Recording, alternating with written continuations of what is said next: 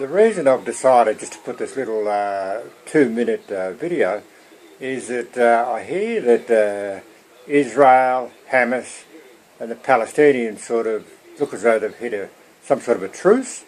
They're going to work out over the next couple of days, I suppose.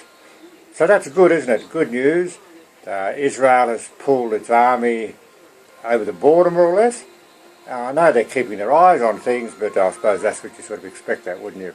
Anyway, something's good, isn't it? Now, what I want to do is just talk about, now that that's happened, now we're talking purely, I'm a Christian, I serve the living God, which millions of you do as well, you serve the living God. Now, what would Jesus actually be saying in this situation? Well, I actually know 100% for sure. Number one, the parties are there, right? They've decided there's going to be some sort of a truce, which is great.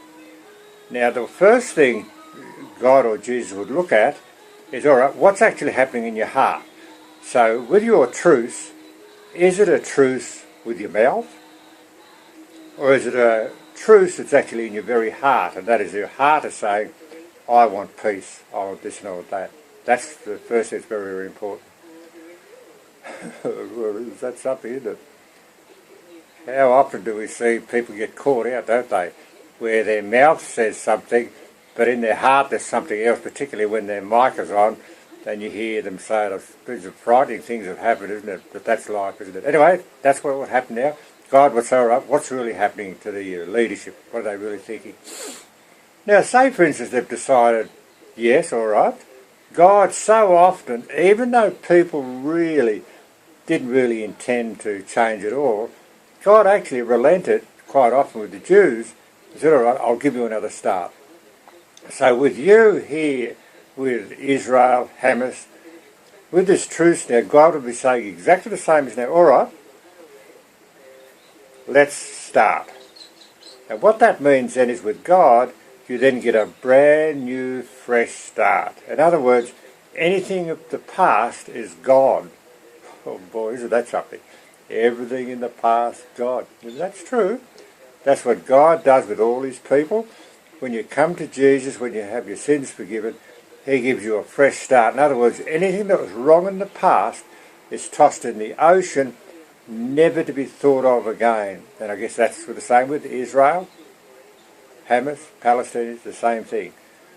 So with God, and so with a group of people, then you wipe out the past completely. Boy, oh boy, isn't that something, eh? But that's what needs to happen.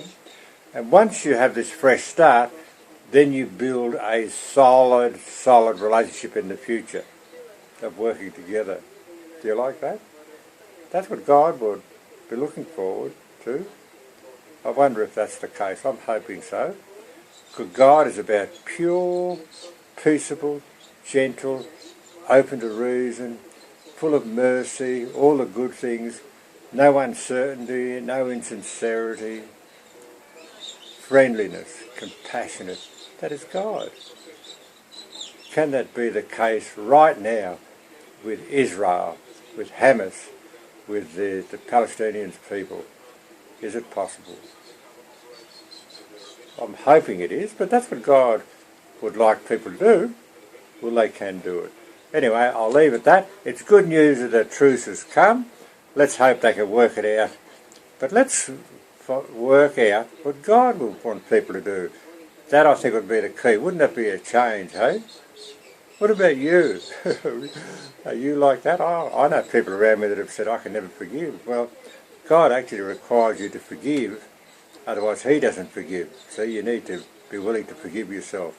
Anyway, Israel, yes, let's have a nice start. Hamas, let's have a fresh start. Palestinians, let's have a fresh start. Let's build a new world as of now. Anyway, see you next time.